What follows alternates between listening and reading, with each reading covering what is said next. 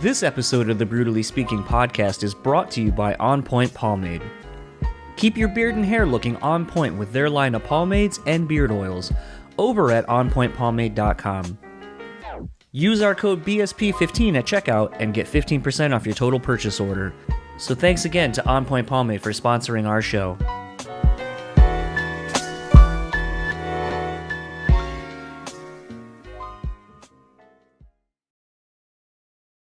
This episode is also sponsored by the Bean Bastard Coffee.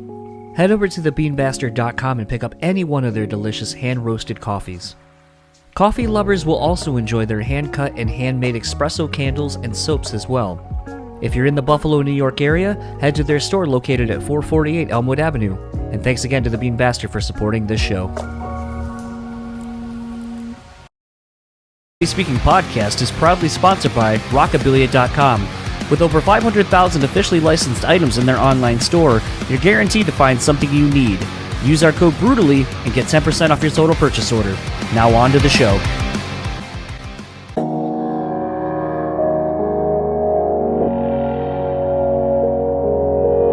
People say you have to have a lot of passion for what you're doing. This rings true because it's so hard that if you don't, any rational person would give up.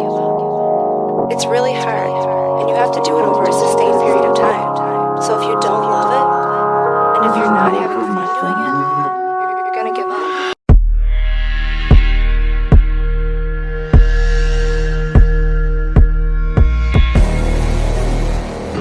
up. What's up, everybody? Welcome to another episode of the BREWtally Speaking podcast. I am your host, John, and this episode's guest is Sean Z., vocalist for DAATH, formerly of Chimaira, also of Sinsaenum, project that he was doing with Joey Jordison, formerly of Slipknot. Another band, Vented. So many bands. Probably too many to actually run down the list of what he has done. This was a really, really great chat. It's really fucking heavy. About an hour in, 45 minutes in or so, it kind of takes a turn and we just get really fucking real and honest. And it's interesting when that happens. You know, I had messaged Sean when we were done, you know, thanking him for his time again and kind of just, you know, the vulnerability of what we discuss. And was one of those things where, you know, I had made the mention that, you know, I was like, I've been wanting to have you on the show for quite a while, but I never reached out, and I don't know, you know, I was always like, oh, he's not going to want to do this or whatever. And, you know, when I asked him and he agreed, the turnaround to get it done was just so fast. I think it literally was like I asked him and then we were doing it like 2 days later.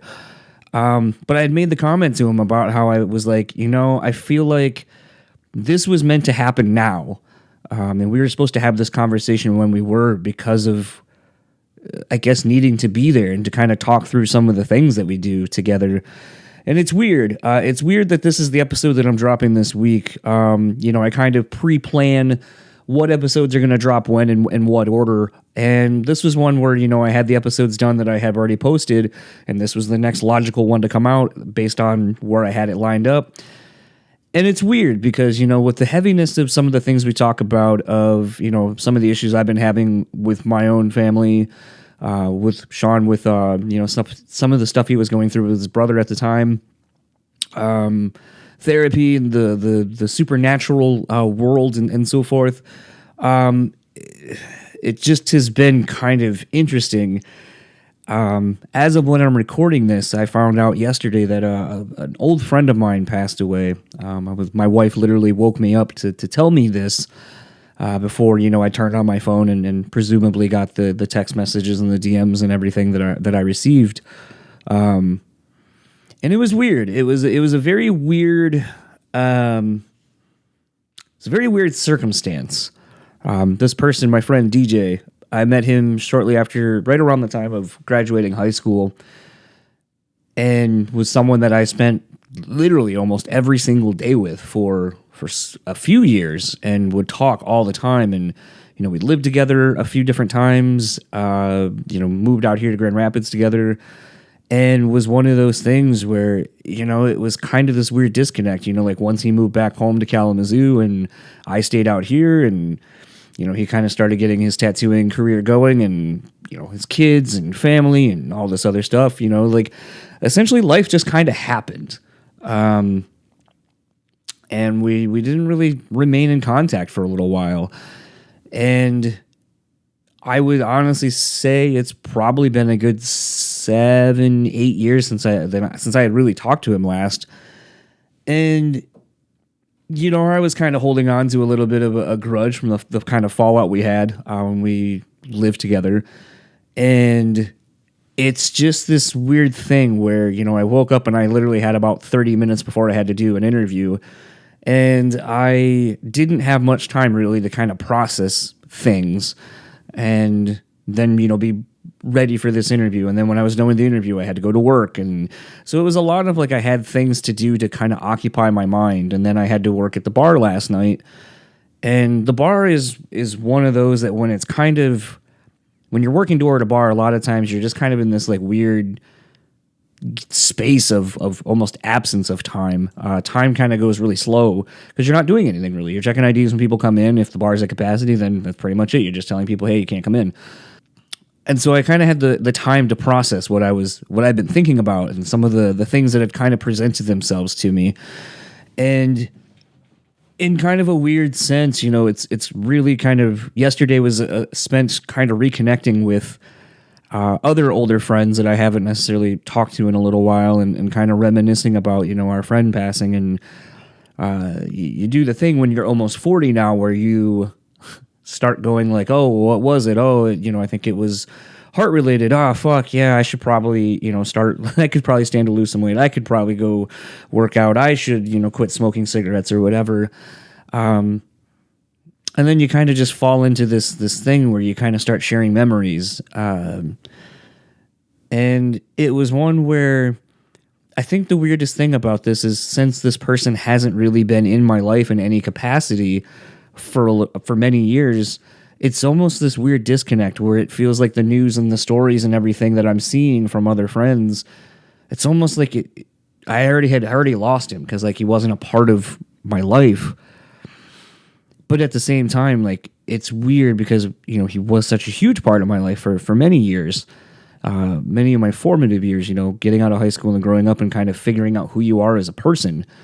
And it's been weird. And I think, I kind of kept thinking about how social media is weird because some of the people that were reaching out to me knew obviously that we were friends, but I was like, oh, it kind of speaks to the relationship this person and I may have that's reaching out to me, in the sense that, they don't know that we're not really friends, quote unquote, anymore. And it was a weird thing where I kind of started thinking about how social media, especially when there's a passing, that it's kind of not real in that sense either. Because, yeah, they're gone, but social media isn't real. And I just kind of kept thinking about how weird this just feels. Like I said, there's just this disconnect. And I'm sure as I think about it more and I have time to kind of get with some friends soon and kind of remember our friend, that maybe it'll kind of feel like a normal death and like the sense of loss will kind of start kicking in.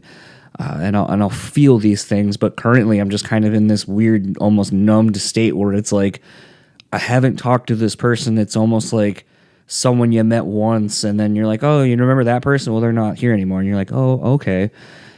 But then I kind of thought more to the fact that I think it's because the other people that I've been close with that have passed away in the last couple of years, I literally talked to them like a day, or in some instances, days before they passed. So there's a lot more of the instant reaction kind of like, I was just talking to this person. And I think that's the hardest part with that, is like when you're like, oh my God, I just had a conversation and I wished the last thing I said was something more than talking about fucking, the Packers or the Lions or something, or talking about algorithms on social media.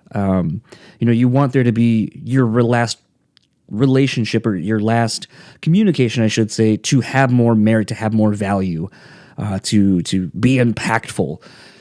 And a lot of times it's not, I think we often see in these movies, the last moments with someone, it's so romanticized that something profound is going to come out. You're going to reveal all of life's secrets in this moment. And it's not really how it is. It hardly ever is fucking that, because no one knows when they're going to die. And I feel like that's kind of, I think what's causing the other big disconnect for me is I didn't have a conversation with this person anytime soon. So it's kind of like, yeah, the last time I spoke to him was blank amount of years ago, and we talked about, I don't even remember. Like, that's how insignificant the conversation was. I don't even remember what it was that we talked about when we last spoke. But in a sense, I feel like maybe that's the hard part with this too. Is they always say when you're going through a loss or whatever, there's the stages of grief, and there's kind of the the denial, the bargaining, acceptance. I forget what some of the other stages are. I should probably look that up and know that, since I reference it somewhat frequently. But it is one of those things where I feel like right now I'm almost at like the anger stage, because like I still kind of have those same feelings of kind of what caused the friendship to kind of come to an end, sort of. And in my thinking over the last, 24 hours, I've just really fucking tried to start letting that go. I know that it obviously is going to have a bigger shift and impact on me, as one of the first things I started thinking about was other friends who I haven't really been in communication with as much as I'd like to, and that I need to at least send a text or do these things, because the one thing I did kind of realize is, with my old friends that I grew up with, like, we're able to fall into our old relationships just like that.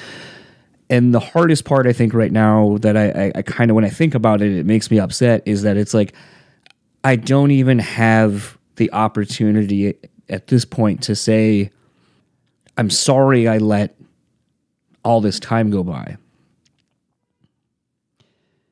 And I think that's the hardest part. A lot of the past grudges I've had with friends, we've been able to move on through it. And sadly, it always takes a death of a friend or something tragic kind of happening in our lives to kind of reach that conclusion. And I think that's the biggest bummer that I am kind of experiencing, is that I didn't, and I won't have the opportunity to kind of make those amends. So I didn't necessarily mean to kind of make this be a big bummer, especially 2 episodes in a row. Usually I don't try to make these super long. But like I said, this is kind of a platform for me too, man. And I kind of want to get some shit out as well. Maybe by doing this, like I said, you'll kind of get to know more about me and my thoughts on things, whether they're valid or whatever. But it is something I've been thinking about, and like I said, it's just serendipitous kind of that this is the episode with Sean Z where we go really fucking deep on some personal shit too. So it's almost befitting that this is the one I'm doing it on. So without further ado, this is my chat with Sean Z. I'll talk to you all on the other side of it.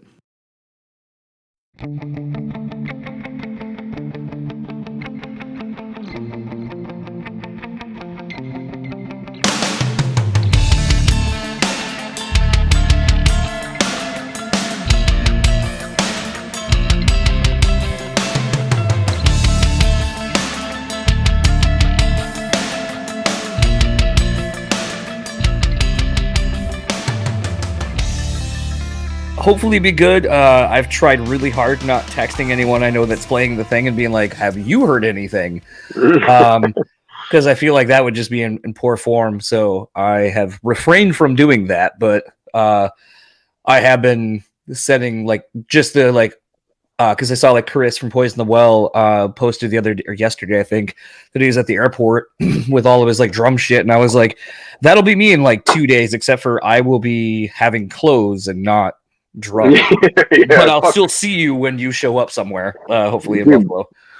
Imagine having to bring your drums to a show. I just don't understand how everyone hasn't like, wouldn't you would think it would almost be more acceptable at this point now with the same kind of programming and plugins and such, that if someone just showed up with like an electronic drum kit, like you wouldn't fault them. You're like, oh, I get it. That's probably way easier for you to travel with. Yeah, exactly. Can you guys just get me a backline of whatever your local Guitar Center drum kit has, and I have all the plugins? Like, it's the only thing I can think of that would be comparable for like guitar players and everyone having the Axe effects and the what the fuck are the other ones called? The firm. I know what you're talking about. Fuck. Literally everyone's got one, so I can. Yeah. Not Axe Effect, but it's literally the same exact thing, but the opposite. Yeah. It's God, Kemper's. The Kemper's. Kemper. Yep. That's the Kemper. Son of a bitch! I can see it. It looks not very impressive, but like that was the thing too. Is like talking to a bunch of my guitar playing friends because in the last like. During the pandemic, I decided to buy the head that's literally right behind me. And I'd been putting off putting together a full like setup because I'm like, I just play in my house. I don't really need anything. And like I ended up getting some Fishmans put into a guitar of mine. Nice. And Ken kind of was talking me into a couple, and then my friend. Well, yeah, he worked there. Of course he was. Well, yeah, and that was the thing. And then like the funniest part was he was like, "Oh, I could get you like an artist deal," and I was like, "Dude, I would be the shittiest player on the roster. Like people would probably not advertised anywhere, but it was one of those where I was like, the fact that like he would be willing to hook me up with an artist deal, like for pricing anyway, I was just like, that would be so fucking funny. And then when people were like, "Man, you got a lot of Fishmans," I'd be like, "Yes, I do." Yeah. I'm an endorsed artist. Yeah. Like, actually, I almost was like, I wonder, because like now you're starting to see, like Twitch players and stuff like that. And, they're starting to get, as I literally said, Twitch, someone just, I got a notification that someone's on Twitch. Big Brother's listening. But it was one of those things where I feel like the market kind of is open that if you have some sort of a platform now, I don't even necessarily know that it matters that you are the best player, but if you have a platform, I do kind of feel like if I got the show back up to where it used to be numbers wise before, as I learned in the last the last year, that iTunes and a lot of them now have music interviews. Before it just was music, and you were just under the umbrella of music. So now that I'm on a platform that allows me to be in that category, I'm noticing the numbers starting to dip back up. I guess it's not dip, it's going back up. But it was one of those that it's like I could in theory see if I were to go to a company and be like, "Hey, my show is at this level at this point. I play these things. Like, would you be interested in quote unquote sponsoring?" And instead of giving me money or whatever, like I just want product. Yeah, I mean that's basically the key, I believe. I just want product. That's it. Well, I mean, I don't know. I feel like Joss is always really interested in the whole, if they're using your name, especially like the signature model, to sell something and you sell blank amount of guitars, gear, whatever, that you should actually be getting a cut of that. And I think that's a really interesting talking point to me personally, because I kind of agree with them. I do feel like potentially they should, once you're at a certain level, and if they're selling the specs that make it yours and people want to buy your thing, you should get a cut of that versus just getting free gear. I thought there were some of them that actually do, depending on, how big you are or the particular company or whatever your relationship is with them. Like, I thought that some of those would actually allow you to get a small cut, but nothing crazy. Yeah, I don't know. I don't know. I feel like that's kind of the evolution, I would assume, of sponsorship from musician to gear company. And I was actually this is, I guess, an interesting talking point. We know collectively that artists get fucked all the time. All the time. But I just saw something that said Spotify was pulling all these these comedians' albums because they are now going like, we should be getting a royalty rate for that, because they're saying, and I agree, that basically once it's committed to an album or whatever and put out, that it should almost be under the same rules as basically music, that is your copyrighted material, and that you should be paid accordingly per stream on all these like DSPs and so forth. And I was like, I can't believe it. I can't believe I never thought that wasn't already a thing. I mean, I just would have assumed it was because you make an album, and I figured it was the same. Like, right? You're still making an album and selling it. I mean, how are you not getting percentages on your sales? That's fucked up. I thought it was crazy too that Spotify, I don't know if it was at the behest of the artists or the creatives, but they just straight pulled like Kevin Hart and like all these other things. And I was like, that's fucking wild. But then it's one of those where I'm like, I mean, it's been happening to the music industry for forever. Yeah, I mean, you know, it has to adapt to it. I mean, but that's interesting. I do listen to a lot of comedy, so I guess I hadn't noticed anything disappear right before my eyes. But as far as music wise, I have seen some things get pulled, and I guess that's just the artist not happy with how Spotify is handling their percentage of their cut. I mean, I know it's like pennies. It's literally pennies. Well, I mean, I guess it's an interesting, more personal question if you don't mind talking about it. But like, you just announced that you've got some new material coming out, new band and all that kind of stuff. Is that something that you are paying more attention to? Is possibly owning your masters, or if you're in talks with someone, really paying attention to the contracts and how it states, how you're getting paid out for things like that? To some degree, but I guess it really just depends. Like, for instance, like, the Vented stuff. I mean, we're actually actively trying to shop it to a label, and I think it's something that I just want people to have, that I would almost just sign it away and just put it out there. And, obviously I want my, the percentage of the royalties in the publishing, but as far as like how much of a percentage I'm getting from streaming rights, I mean, I don't think that that's really relevant. I mean, I don't plan to ever really make any money from music like that. I think I've just done so much stuff that I just want it to be out there. I just want people to hear it, and whatever avenue I have to do to get that. And I guess I take a different approach to most, because I work a full-time job doing something else. So it's like, I guess the money side of it is null and void to me. I just like, oh, I got $100 check, like, cool, whatever. I mean, like, not like I'm gonna get like 1 billion streams and be like, well, now I can quit my job because I'm a musician. Like, not in this field. I mean, I feel like it's a pipe dream, where you're like one in a trillion that even gets close to any success, especially like the brutal metal world. But yeah, I guess it just really depends. Like, particularly this new stuff, I wouldn't be as worried about it. I just really want anything, I would take any deal, that kind of thing. But like, if it was one of, the established bands that I'm in that, we release something, obviously I think those terms are now renegotiated to where everybody gets a better piece, because you have a little bit more say-so and pull versus like, I'm nothing. Can you just give me a record deal? Like, well, here's how it's going to be. Like, yeah, okay, that's fine. I really don't have any say-so, but yeah, I get it. I guess it's just kind of interesting because you listening to someone like Doc, or even Mark, and a lot of the people that are from I'll kind of call it our era of aggressive music, the mid 90s to like the early 2000s, when a lot of bands were getting signed, and are now kind of here we are 20 some odd years later, and you guys are kind of the elder statesmen of like, we came up and ate all the shit so all of you kids could like fucking get your good contracts and understand, because we vocalized that these things weren't on the up and up, and how fucked we were getting. And to kind of see, Doc just put out a really great episode of his podcast with like Mike Mowry and a lot of insider people, talking about these kind of smear campaigns sort of on the sites, the music sites, talking about like, well, this band fell off and they didn't even chart this time. And it's like, well, okay, does it matter that a band like Trivium didn't chart this time, even though they have 20 years of chart, like, top 10 debuting records, and they already are established? Does that really matter? Like, I guess seeing it firsthand, it kind of does.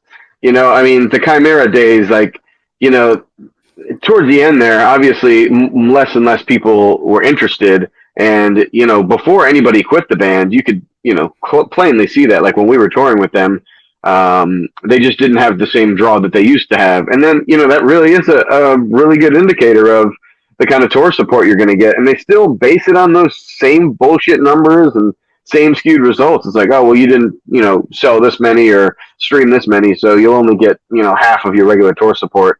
So I don't know. I mean, I guess when you're at that level, you just, are trying to get on big tours to get your name back out there to be relevant again. Because eventually it falls off. I mean, the new generation comes up, and now you become more like dad metal instead of the cool thing, and none of the new kids are listening to it. And I think it's staying relevant throughout the entire process is a very, very, very tricky, slippery slope for sure. I mean, 100%.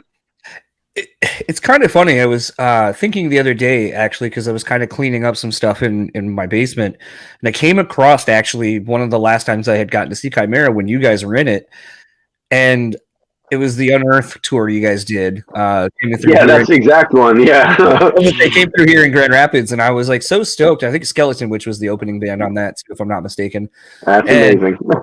It was one of those things where I remember thinking about the show, and it's really weird that like when you like I have a wall of concert tickets right next to me, and it's like I can look at them all and be like, all right, I remember blank from this show. And like looking at that flyer or the poster for the show, I was like, I remember it not being very well attended. But the weird thing was I felt like there was just such an air of, we don't, like, collectively on the tour, we don't give a fuck, we're gonna have fun regardless. And that was something I hadn't seen from Chimaira, like with the original lineup. Like it always felt very serious, like there was no fun being had. And that was the one thing that I took away, having seen you guys multiple times with the quote unquote, the last lineup, was that it felt like there was actually fun being had. And I was like, I feel like if the old people that were like, well, it's not the original band, so I'm not going, I feel like if they would have gone, they would have been like, oh my God, it still sounds great, but it's like, Dustin's going crazy. And like all of you guys, like the fact that all of you were smiling on stage most of the time, I was like, that's different. And it feels like this is a fun show to be at, instead of everyone being like, yeah, well, yeah, I mean, I guess that comes with age, but also comes with like the whole attitude and mentality of us getting that band together again and reforming it with a new lineup. It's injected a little bit of spirit into the band, because young guys were coming. We were hungry, and it's. Sorry, I didn't realize this was on.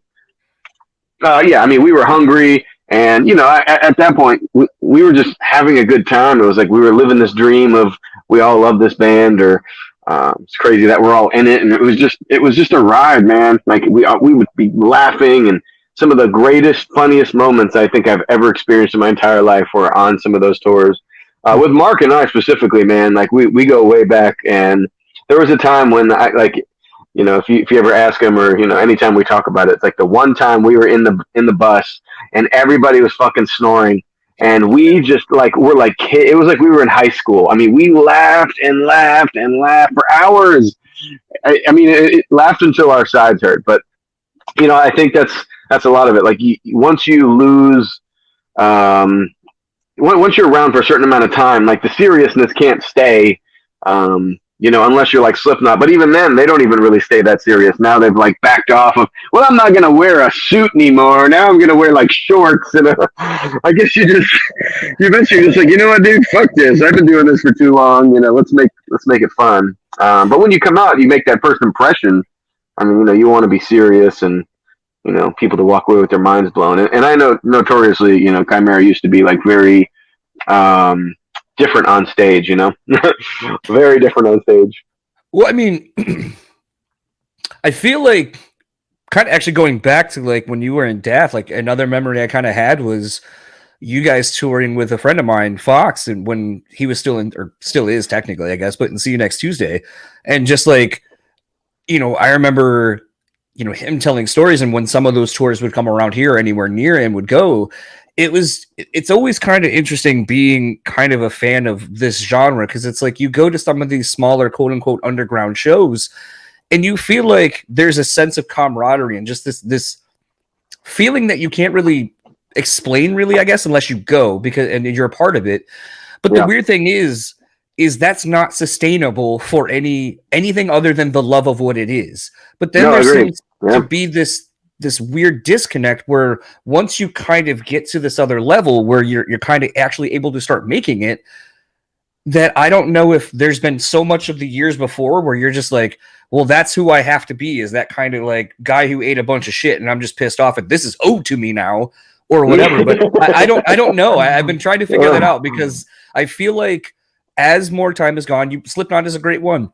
they were so fucking serious about everything. And I still think they are very serious about their music, but I think there's a little bit more humanity that is coming through now in metal and hardcore. And it's like okay to laugh and have a good time and like be honest and sincere about everything that you're going through versus here's the fucking front I put on when I go on stage. Yeah, and I mean, I guess it just depends. Like some music still lends to that, like the whole black metal persona. Like you gotta, you're so cult. You've got to spell with a K and a V. You've just gotta like your photos on Instagram the other day out in the woods. Yeah, exactly, bro.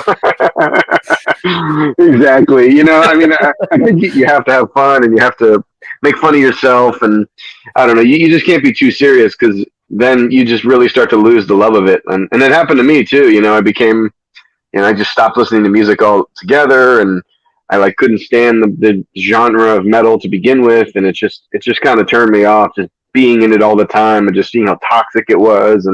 But on the other side of it, the fans are amazing because you'd never see Astroworld at a metal show. And if you did, it was definitely an accident, or something incited by some, that was again, an accident. Like I was at Opeth and Mastodon when they came here about 2 weeks ago, and some dude loses his wallet in the pit, and this guy's just like holding up a wallet with his cell phone with a flashlight, like, whose wallet is this?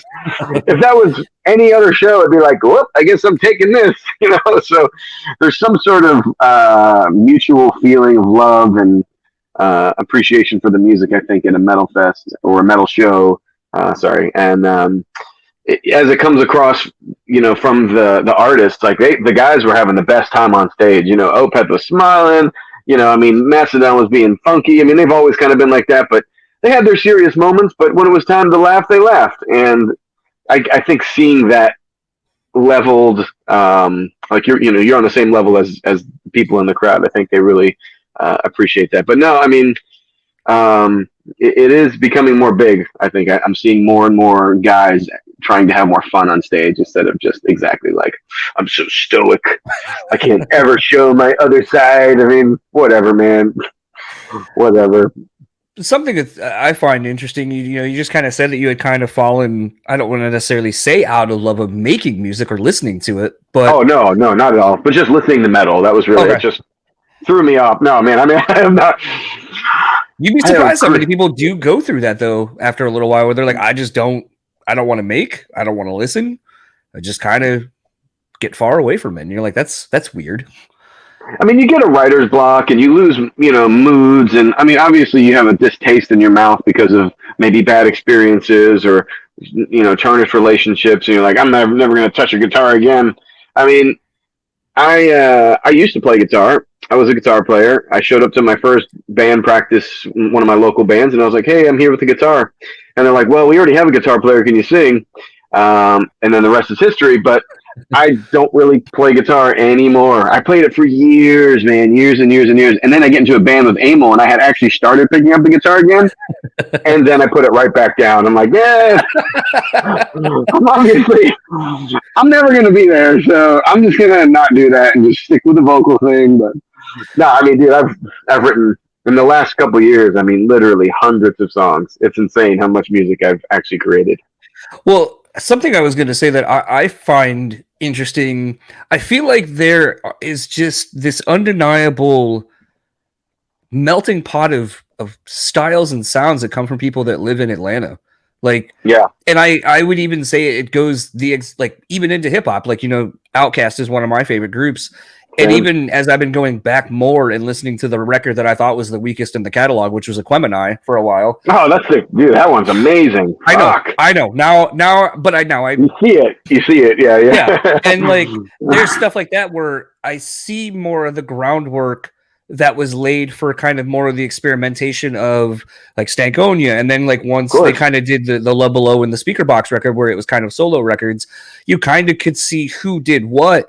But it's always been interesting to see to me, like, with that and like Ludacris and some of the other guys out that way, like just how they always incorporate something beyond just what is traditionally known in that scene. And you look at a band like Seven Dust, I feel like they have a lot of different stuff that they do. They're not just a metal band. They're not just a rock band. They kind of got a little hip hop bounce to them, a little bit of swagger. And I feel like that's the one thing that I love about bands from kind of the South and music from the South is it's so eclectic and it's such a melting pot. What are some things that you, from your time of living there, like that you've kind of maybe noticed that allows you to kind of pull from other places, maybe that other people can't tap into? I don't want to say can't tap into, but I think you know what I'm trying to get to. No, yeah, I mean, you're not involved in the culture, and I mean, the culture here has shifted dramatically. Obviously, I mean, I think everywhere it has, but in the coming up phase, it was a lot of hip hop, and I still listen to a lot of hip hop, and I take a deep appreciation for it. So, a lot of the groups, like for instance, Sinsaenum. I mean, other than the vocal style and them liking my voice and the different pitches and just being a good fit for the music, one reason that they chose me was because of how like kind of bouncy I am when I scream, and the stuff that I freestyle. It comes across so plainly. I mean, it's insane. I mean, obviously they've tamed a lot of that, because I'll send something and they'll be like, let's try it like this. Like, okay, like a producer would. But some of that stuff sticks in there, and when you hear it, it's just like fucking Atlanta thug throwdown. I mean, that Seven Dust is what I grew up with, I mean, what was that? Louder Than Rocks, I believe, the Loud Rocks album. I don't know if you remember that. It was like a hip hop metal, and Seven Dust had the Hard and the Heavy, or the Loud and the Heavy. There was that one. Maybe it was that one. It had like a blue guy in the front, and and like System of a Down was on it, and it was basically like doing Wu-Tang songs and like mixing with like Exhibit, and I thought it was amazing. So I feel like that's really where I pull from, is that genre. I love electronic, but there's nothing I can really do vocally with electronic music. I mean, nothing. Absolutely nothing. I mean, absolutely nothing. But the hip hop definitely holds strong, and I noticed it in like Mark, for instance. Chimaira, like before he'd go on stage, he'd always have in his head like some hip hop song, and I think that's why we connected so close, is because that's exactly what I do. I just pull from that influence, but different rap. But also at the same time, he'd be pulling from all my influences, because Outkast is a huge one on a lot of people. So I'd be like, "What are you listening to?" He's like, "Oh, I'm listening to AT Aliens." I'm like, "What? That's my album, bro." Yeah, it's Atlanta is just like it is one of my favorite places to go. We usually go at least once a year the last like 4 or 5 years. To the point where everyone's just like, "Why don't you move there?" And I'm like, "I'm trying." Like today, like I right before this literally walked my dog with my wife, and it's like 30 or 20 degrees, winds whipping, and it's cold as shit. And I'm just like, man, like, where are you? Grand Rapids, Michigan. Oh yeah. Sorry, you already said that. My bad. Yeah, but it's like one of those things, like where I'm like, oh, if I was in Atlanta, I probably, and I have it on my weather app where I'll just like look at it and be like, that's like 20, 30 degrees warmer. Like it'd be so much nicer. Yeah, you get that lake effect shit, man. And I know, like Cleveland used to be a nightmare. I mean, absolute nightmare how cold it would be. And you go like 30 minutes to the west or east, and you wouldn't have that lake effect. And like you'd fly in and you could almost see like a circle of where the snow just blows in, or the lake actually blows away the snow. Fuck, no thanks, brother.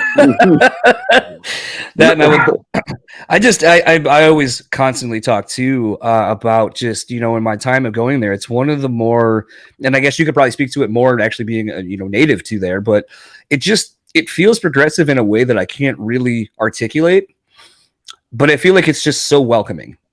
Yeah. And like it's one of the more, and Southern hospitality being, a real fucking thing when I'm there. But like I think that's the thing that always just, is so fascinating when I go there. It's culturally, it's just so interesting. Like there's just so many people of all kinds there, and like seemingly there's no fucking issues with anybody. I've never seen fights there in any of the going to shows, going to bars where people are like fall down drunk. And I know that's like small sample size of everything, but it's like the fact that I've gone, and like this last time we went for about a week, and like typically we're there for a good 4 or 5 days and hang out in the same areas, usually like East Atlanta, Little Five Points area. But it's like just the vibe there, and everyone I've talked to, like a tattoo artist over at Southern Star that we go to, Maddie, he's from New Orleans, and so like I've been asking him like every time I'm like, oh, how did you like coming here at first? Is it as cool as it seems? He's like, yeah, I didn't think anything would, beat NOLA for me, but like, yeah, it is pretty fucking cool here. It's got its own vibe and it's its own thing. And I just can't put my fucking finger on it. Like, until you go and experience it, I just don't understand. Like, I don't think anyone understands really the vibe of, and how awesome Atlanta is until you go. It's, a lot of it is the atmosphere. I mean, it's very similar to Michigan, as you know. It's just it's less cold. I mean, sometimes when I'm in Michigan, I feel like I'm in Atlanta. Like the trees, obviously the roads, I think are a little different. But for the most part, there are parts of Michigan where I do feel like I'm in Atlanta. That like fall season is amazing in Atlanta. Nothing like a Saturday morning and a summer day in Atlanta. I mean, I'm Fort Lauderdale born and raised, so I came here and I was like, oh, this is way better. It doesn't rain at like 3:00 every day. Yeah, so I never looked back, once I got here. So how long have you been in Atlanta? I mean, half my life now. I've lived here the same amount of time I lived in Florida. Actually, a little bit more, like 21 years I've lived here now. Okay. So long fucking time, man. Long time. Almost proves a point I made to a friend of mine that I made down there the first time we went. He worked at Hattie B's, and we saw him wearing his shirt, and we're like, is that place really as good as everyone fucking says it is? And he was like, yeah, if you come tomorrow, I'll hook it up. And he did. But it was funny because I've realized the last time we went a couple of months ago, I realized you're like legitimately from here, because like you have the drawl, the accent, and all that kind of stuff. And I realized I don't hear that as much as I thought I would if I was paying attention. It's a lot of transplants now that I really think about it. And it was the last time I went was the first time I kind of realized that. So it is kind of funny, like in my travels across the world, kind of realizing that there's not many places that have like people who are like, I've lived in, like, I will never leave here. I've always lived here. And this is like where I'm from. Like, I don't feel like there's a whole lot of that anymore. No, I mean, that's more of the old heads, the really ingrained rednecks, I mean, no, I mean, it's true, dude. When you have that, like, you can tell when somebody's from here, it's definitely in their accent, 100%, like, hey man, you fucking, I'll tell you what, brother, you down here in Atlanta, like, oh yeah, this guy's probably from here. Me, I don't sound like that. I do pick up words, here and there. Like, I like y'all because it's easier to say than everybody or you all. It's just, it becomes so much easier. And as we get older and our attention span seem to wane a little bit, I find that we all are trying to shorten words here and there. So, a y'all here and there ain't that bad. But I mean, there are some people obviously that are from here, but you can definitely tell the difference between a transplant versus born and raised. Yeah, it was wild to go there. I think we were there like seemingly a week or two after like the BLM protests and all that stuff happened, man, that shit was crazy. It was wild. Like, we tried to go to the Ferris wheel because that's one of the few touristy things we haven't done.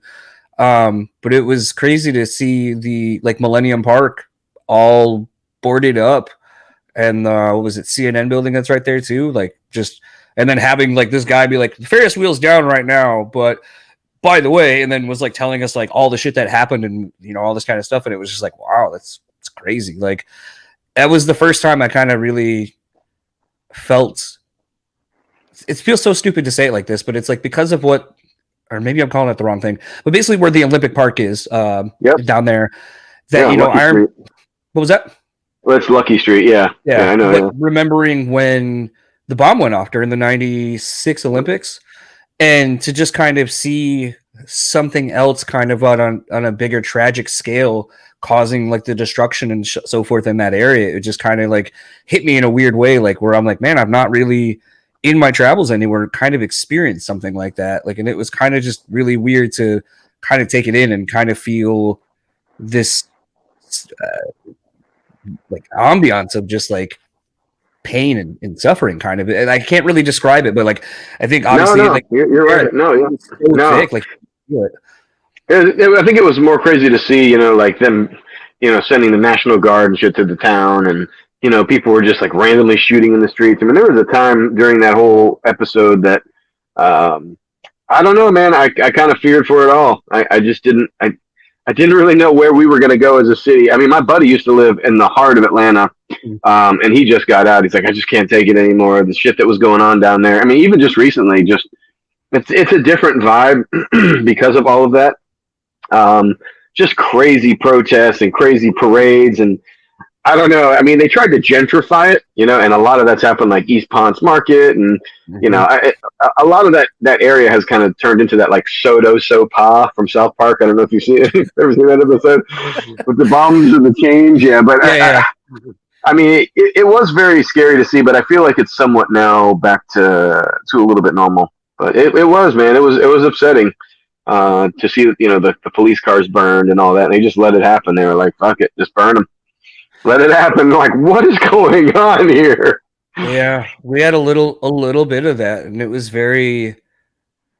It's one of the first times, really, I think, in my life, in my 37 years of being alive, where and I don't really get too political on the show at all because it's obviously a dividing point, but it was one of those things where in the last presidency, where it's just like, I just don't think you could idly stand by, I guess, on either side, but to see the protests that we had happen and then the riots that ensued where they were literally burning cars and they were destroying shit and all that, to then hours later go back and then kind of see those in our community trying to clean it up. And like they've done a pretty good job, but there's still a spot in downtown where you can see a little bit of where a car was still burned. And I'm like, that's from when that car, these 3 cars were burned in a row. But if you didn't know that, you wouldn't know that. But it's one of those where it's like there's just little reminders. But it was crazy to see how oddly the community kind of came back together, and it was something that kind of bonded everybody, regardless of race or gender, any of that kind of stuff. That's what I was gonna say. Yeah, like somehow it went chaos, but then everyone realized it was like, hey, man, we've been through a bunch of shit together, so here we are. Yeah. But it's that was something that was interesting to me, was just kind of seeing and feeling that one of the last times I went to Atlanta. And then even, obviously being a big Braves fan, it was great to see the city rally behind them. But what was even more kind of started it for me was going to one of the Hawks playoff games earlier that year. And it was so funny because they were playing New York when one of the series I went to, and we were like way up in the fucking nosebleeds. And it was funny because I was like, there's something a little bit extra special when you go to a game in Atlanta too, because like everyone shows out when they go to a game. Like all the jewelry, they look good, their outfits look good. But I also love the camaraderie. Like I remember some Knick fan was starting some shit, and then they kicked him out, and the whole section around us just started chanting ATL ho, and just yelling it at him. And I was like, "That's what's up." Dude, I mean, I don't know. The whole World Series thing was pretty amazing. I'm not gonna lie. It got me started again. Like I watched last year, and I remember when the Dodgers whooped their ass, and I fucking hated it so much to see. But this year was just insane. I mean, like everybody, you'd go somewhere and everybody's watching the game, and like everybody's rooting for the same team. It was really, really cool. I mean, I've been here forever. I've always been a Braves fan because in South Florida, we didn't get the Marlins until 94. No, it was like 93, 94. Because they went to the World Series in 95 or 6 and won. I played the Cleveland Indians. Yeah. But yeah, I mean, you only had the Braves because of TBS, so that was basically always your team, no matter what. So, and all of those fucking years, I only saw them win one World Series. So, dude, they even shut down the city. Like all the schools let out early. They're saying we're gonna have a parade. Like what the fuck?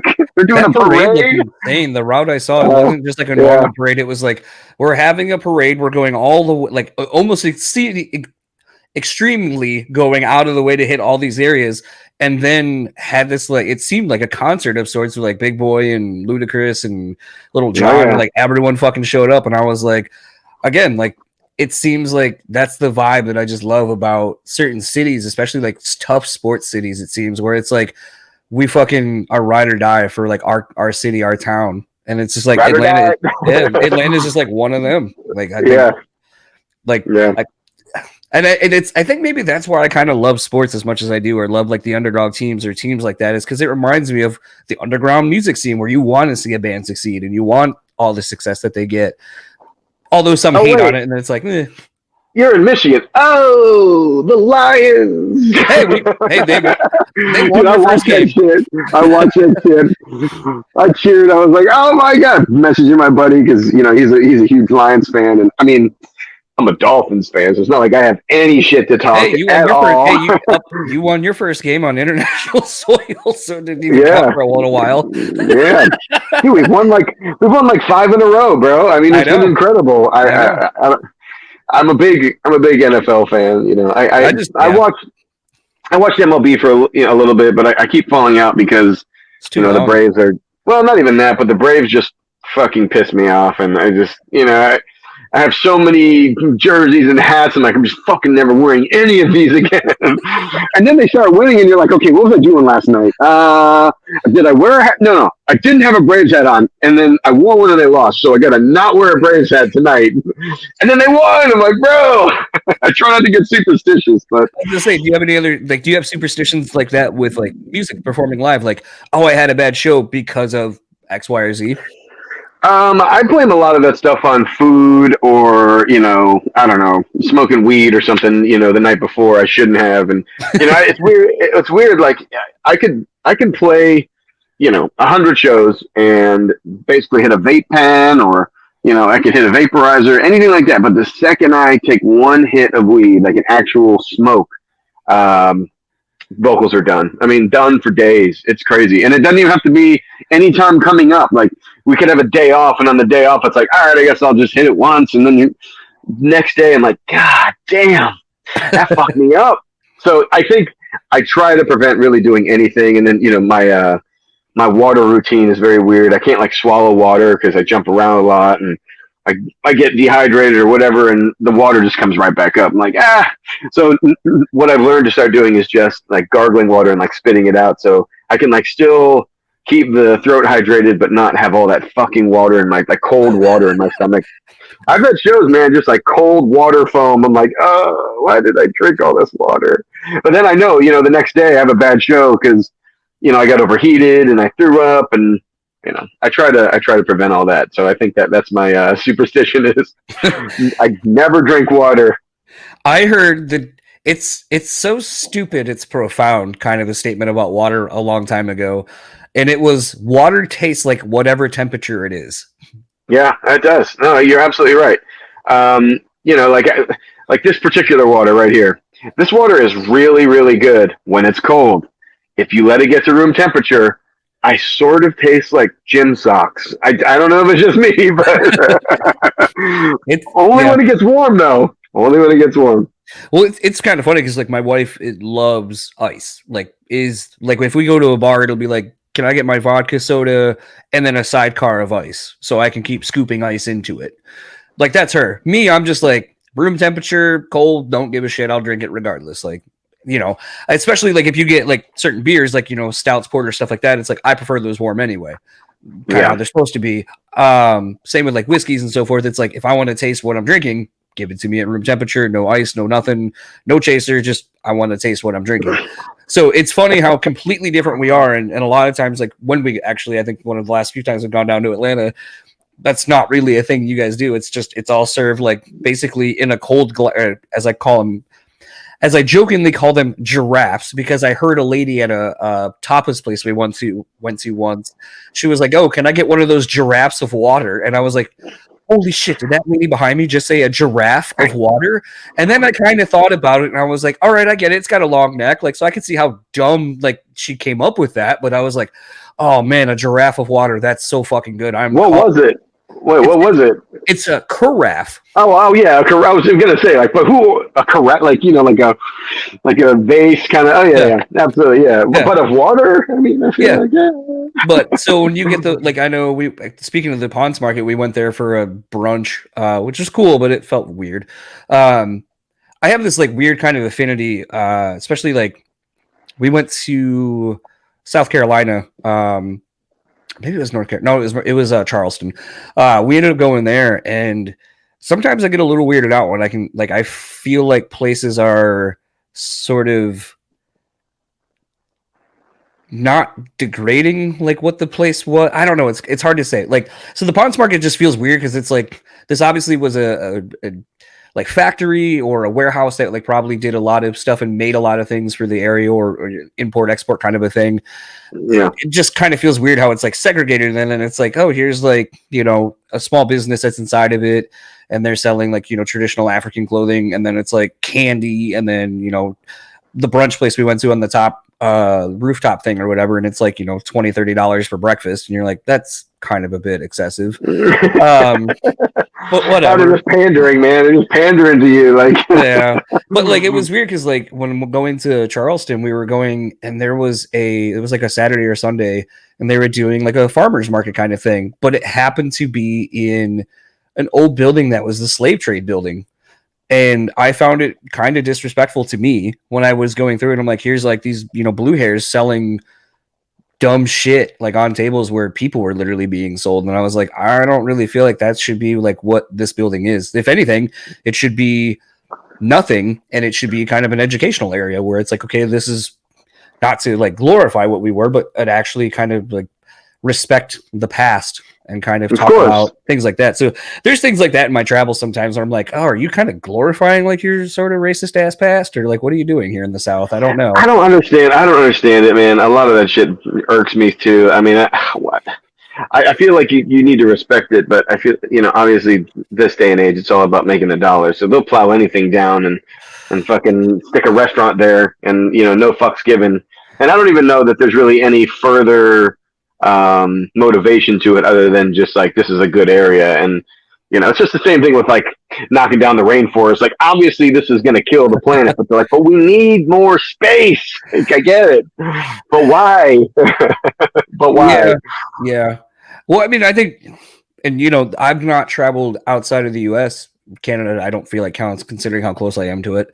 No. But it is That one of does not those count. where I just, you know, I feel like what little bit of a history we have here in the States, I feel like you just kind of said, it gets torn down for something newer and better. And that kind of seems to be the way.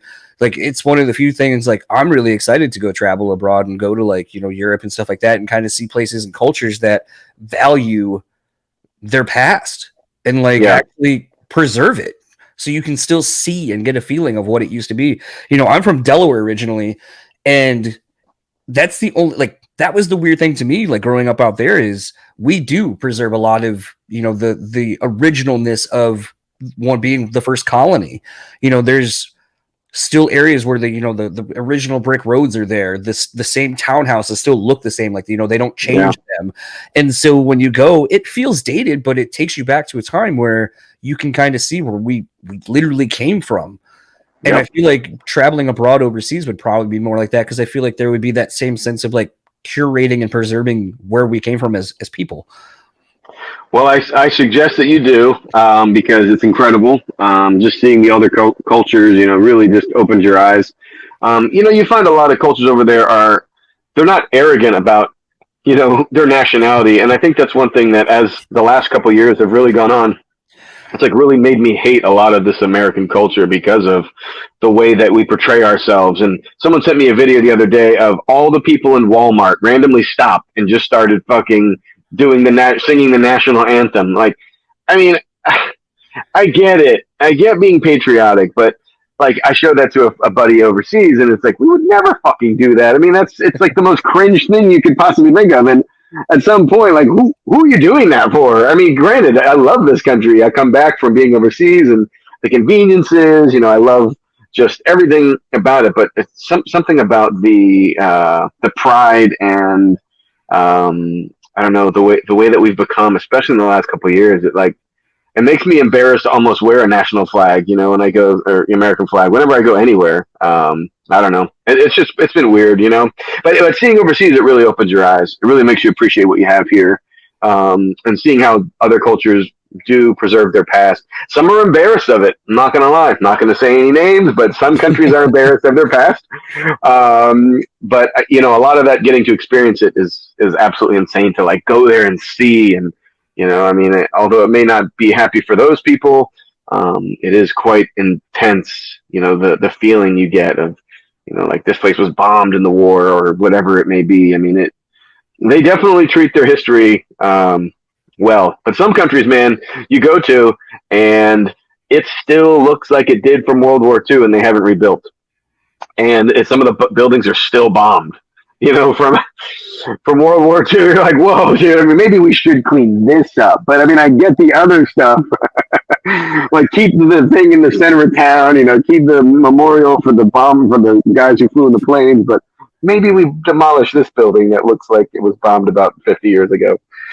It almost makes you wonder too, like psychologically, what does that do to a culture? I guess just to constantly have a visual reminder of like, bad times, or like if you go back further enough with the generations, because I might be misspeaking, but it seems like they different cultures overseas are more apt to keep like family together. So like your grandmother lives with you after a certain point, and it's all kind of I always mess it up. I think it's a nuclear family, no pun intended. The nuclear family, basically that exact.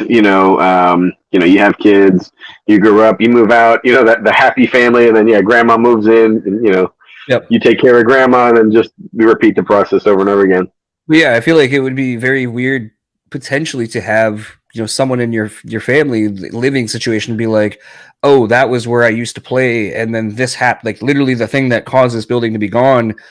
Like I lost my friend, I lost my neighbors. Like I just feel like it would almost be traumatizing to have that just be there at all times. Like, well, I feel like that kind of segues back into what you said before about why we do it here, and I think that could also have a lot to do with it. Like we are embarrassed of the past that we used to be, and just replacing that at any cost.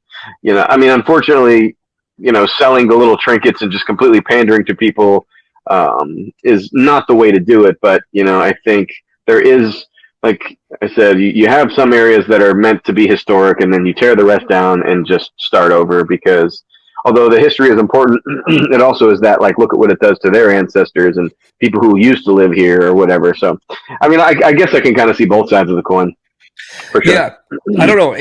The first time I really kind of thought about that was actually going to New Orleans and going to one of the going on one of those like graveyard tour things that they do where. I'd have to look it up because where it was tagged, but it was it's one that Nicolas Cage has got his plot in or whatever that pisses everyone off because he's obviously not. I know what you're talking about. Yeah. But like it was really heavy for me because going in there and just kind of first of all, it was interesting to hear that the reason that you can't just go visit these graveyards your own is because a church of a different denomination bought the church or bought the cemetery, and so you have to pay that church upon going in to even. That's crazy. Yeah, I thought that was interesting in and of itself. But then, so you can only go if you're on one of the guided tours. That's Secondly, crazy. right when we went was this is like about a week before Mardi Gras, a couple years ago, right before the pandemic basically happened. But it was right after that House of Blues down there like collapsed.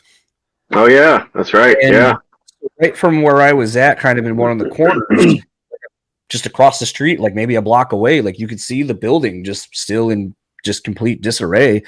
And I remember overhearing somebody else's tour. They were like, "Oh, there's still 2 bodies in there," and I was like, "That's fucked up that I'm standing in this cemetery." Somewhere in that is still 2 people that have yet to be found, and like there's no closure. And then one of the guides on ours was talking about how the reason they have all these mausoleums is because the city floods a bunch, and then people would go missing. Essentially, the bodies would go missing, and all this kind of stuff about how there's just not necessarily closure for families because of these kind of weird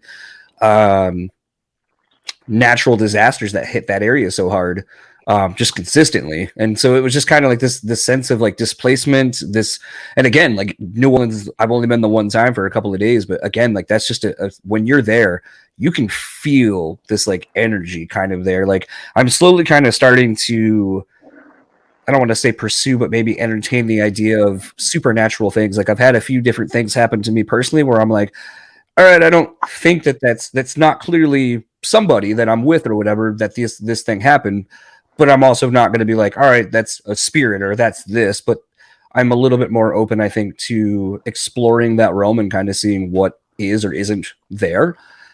And being in New Orleans I think was the first time I kind of got more aligned with thinking like, yeah, I think maybe, there's a feeling that some heavy shit has happened here and you can feel it. And maybe there is still spirits or presences or whatever here. And maybe there are people that can communicate with these things. And I don't know. It was like one of the first times kind of really going around and feeling that there could be more beyond just what we literally see and feel. Oh, dude, I mean, 100%. Like, I just had this conversation with a buddy of mine about, energy. And, as I've gotten older, I was raised Catholic. So I kind of obviously strayed away from that. As you get older, I guess I'd make my own decisions and, but, as far as like, energy and just like attraction, it's just, I don't know. It's crazy how there's definitely something else out there. I mean, obviously we're not alone. I mean, this whole craziness that we're all on together is pretty insane. And I was starting to tell my buddy this, and he's like, from this standpoint, you sound crazy. I'm like, but bro, I can't explain how all this stuff has happened to me in my particular life. And I saw it all happen before it did, and it's like, I put it out there and, I put up a vision board, I knew what I wanted. I saw it every day. And then it literally all came true exactly as I saw it. So at some point, man, there is definitely otherworldly forces at work. I don't know what that may be. I don't know if it's some universal power or there actually is some energy that connects us all. But yeah, I mean, just like, okay, I'm going to join DAATH. Like, I'd love to get signed to Roadrunner. I'm going to be signed when I'm 27. Like, one day I'd love to be in a band with Joey. I was just telling this story to a buddy, and he's like, what do you mean? And I was like, well, so when we grew up in the local scene, there was a band called Lilitu. I don't know if you remember them, but they were around. Lilitu, Lilitu or something. And the singer of that band actually, I come to find out, a couple years later, had actually been the singer of Scar the Martyr. So he actually used to be the singer of Lilitu. And, I literally put it out there. I was like, fuck, man, that should be me. Like, I want that to be me. Like, I got to get in a band with Joey. And, it took whatever it was, 10 years, I think, to the date. It came true. So I don't know why that is, why some random dude from Alpharetta, me, like, I somehow get chosen to be in this band, but I truly believe you, dude. I mean, I feel shit all the time. I've lost a couple of really close people to me this year, and some part of me feels like they're actually there. I think that's what we all kind of hope. I guess that's how we all grieve, or grieve. But so some part of me, like, things start happening and going in the right direction, and then it's like, do they have a hand in this? Do they know my better judgment? Because this shit just fell out of the sky.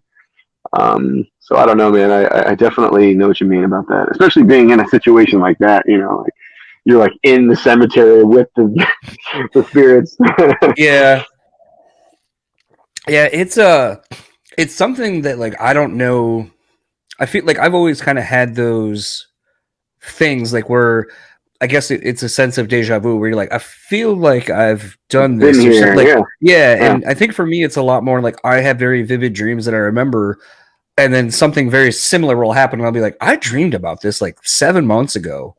Yes, like things like that. And it's like you actually manifest that. So I did. I went to this conference recently. I mean, a lot of this is from that movie, The Secret, and it's all about like the law of attraction and all that stuff. And I do randomly find people along my journey who have seen it or know about it. So this new project, Vented, I was talking with the guitar player, and then I was looking through his Instagram post, and he got to play with like George Kalas, or I don't remember what the fucking guy's name is, whatever, but it's irrelevant. He was just extremely ecstatic that he got to play in this band with this guy. And his first comment was, I believe in the law of attraction. And here I am so many years later, and I'm with this guy. And, he said the same thing to me. I screenshot it. I was like, what, this whole message? I'm like, bro, I'm on that level. I know, I understand. It's fucking insane to me. And I literally everything, I've seen has manifested, but you have to like seriously, like see it. You have to believe it. You have to like almost be there. And then it's almost impossible to not happen. And then it's not necessarily like, well, everything I dream comes true. Like, not like that. It's like what you want or what you desire. And he had sent, he's like, dude, a couple years ago, I wanted to do a project with you. And, I used to watch your car screams and your videos, and then literally we make this album. And to me, I think it's one of the best albums I've ever been a part of. Like, it's so fucking good. His tone is so good. But yeah, not to detract too much. I went to this conference, and this guy Sandy Gennaro, he is the drummer for Cyndi Lauper, or he was, and he drummed for all these massive bands, dude. He got to tour with Queen. I mean, he played with the Monkees. He played with Joan Jett. And so he did this conference, and his thing was it was a God power, but whatever it is, I mean, who the fuck knows? Right. But that was what his conference was about. But it was the same theory and the same concept and idea. And so he tells this story. He's like, yeah, I used to watch the Johnny Carson show when I was a kid. I was like 10 years old, and I saw they did the Stump the Band, and that was an old skit they did, if you've ever watched it, where if you could stump the band on a song that they didn't know or couldn't play, you won like tickets to dinner. So he's like, dude, he didn't say dude, but he said, yeah. So I went to sleep that night, and I had a dream, and it felt so fucking real. He's like, I felt like I was there, and I won Stump the Band because I played them one of my songs.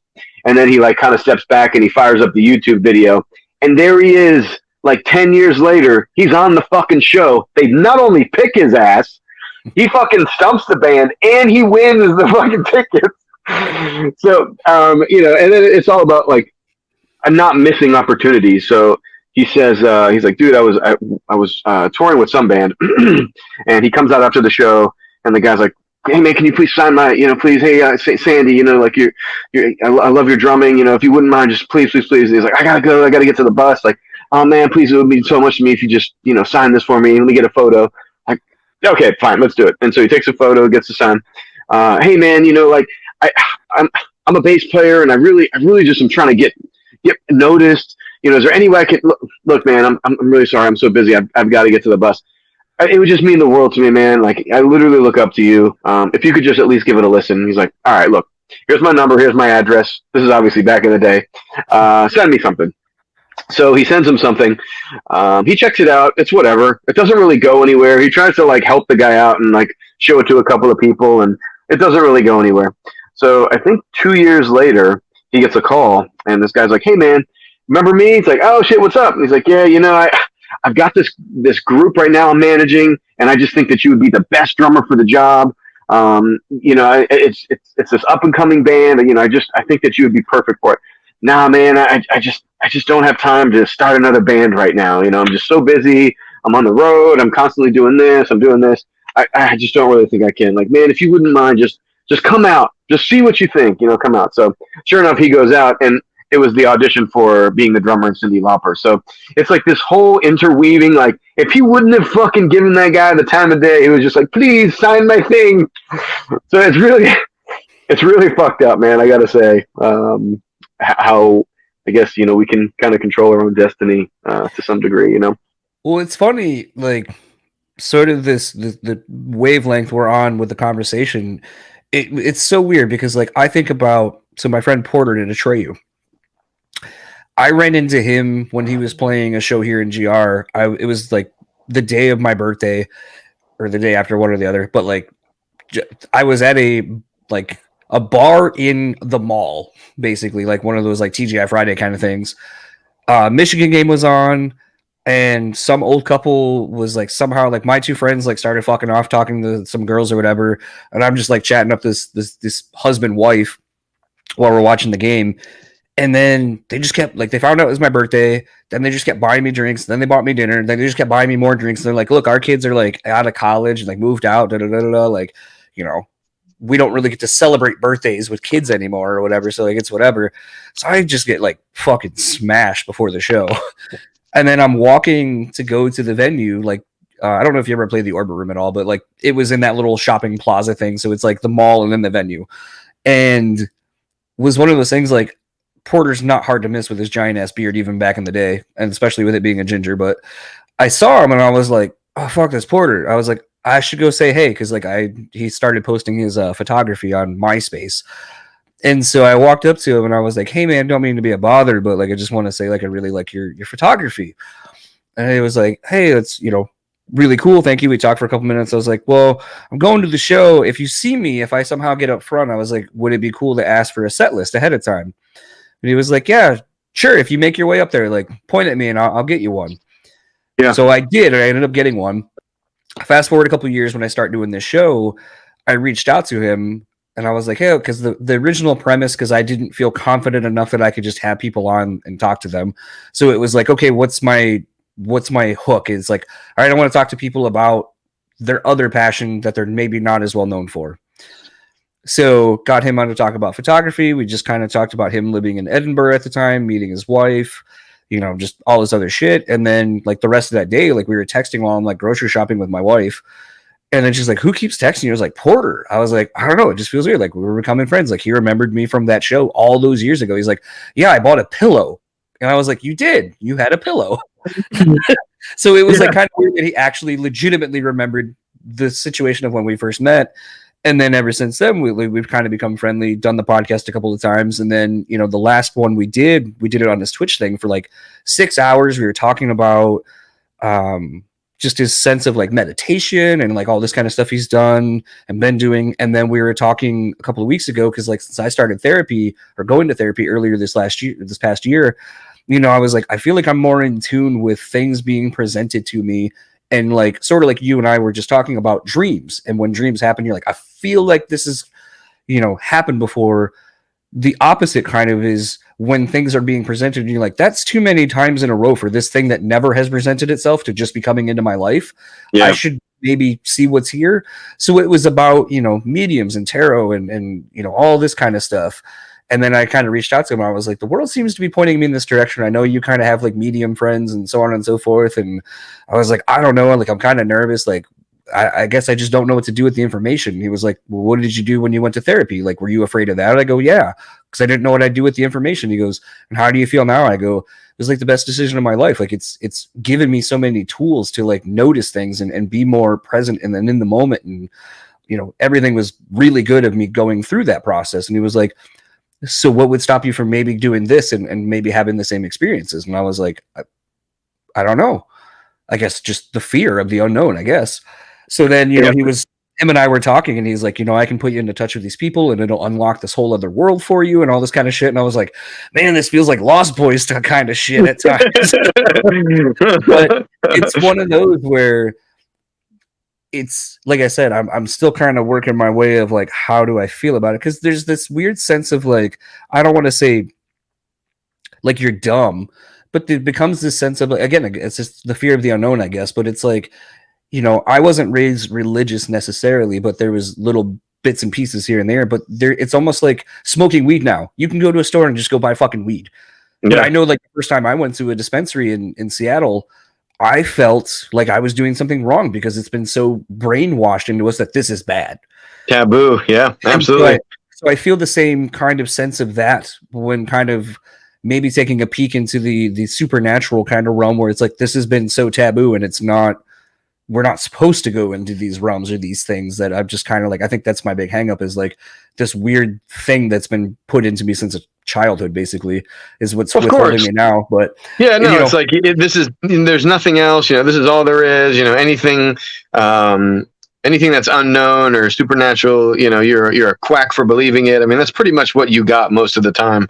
I mean, obviously I'm a big science guy, so I always try to think like, well, there's got to be some other explanation. And, I mean, you could look at it from the standpoint of, all right, you put up a vision board, you saw what you wanted, you had a positive attitude about it, so you had your eye on the prize, you knew what you wanted to accomplish, and you would stop at nothing to get there. And having a good attitude and personality, people want to work with you, and it just keeps opening up opportunities. I mean, it's like there's no specific magic to it, but then there's that magic side of it where it's like, how the fuck has all this exact shit happen exactly as I saw it in the exact amount of time that I said it would take? Like, I get it. I mean, I'm driven. Okay, we get that, but how though?